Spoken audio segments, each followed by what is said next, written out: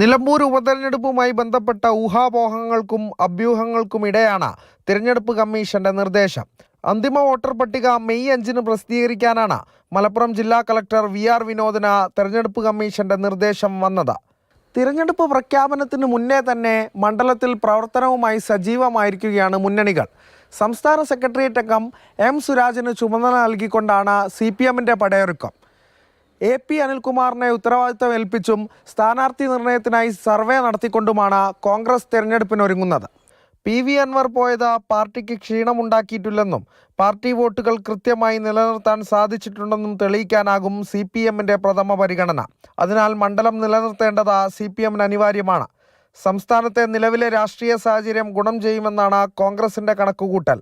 സാമുദായിക വോട്ടുകൾ നിർണായകമാകുന്ന മണ്ഡലത്തിൽ ക്രൈസ്തവ വിഭാഗത്തിൽ നിന്നുള്ള സ്ഥാനാർത്ഥിയെ ഇറക്കുന്നതാണ് BJP ലക്ഷ്യമിടുന്നത്. മെയ് മാസം തന്നെ തെരഞ്ഞെടുപ്പ് നടക്കുമെന്നാണ് സൂചന. അതിനു മുൻപേ തന്നെ അണിയറയിൽ ഒരുക്കങ്ങൾ പൂർത്തിയാക്കി തെരഞ്ഞെടുപ്പിനെ നേരിടാൻ സജ്ജമാകുകയാണ്. നിലമ്പൂരിലേത് അഭിമാന പോരാട്ടമാണ് ഇരു മുന്നണികൾക്കും, ഒപ്പം PV അൻവറിനും. പ്രജോഷ് കുമാറിനൊപ്പം അരുൺ അമൃതനാഥ്, മാതൃഭൂമി ന്യൂസ്, മലപ്പുറം.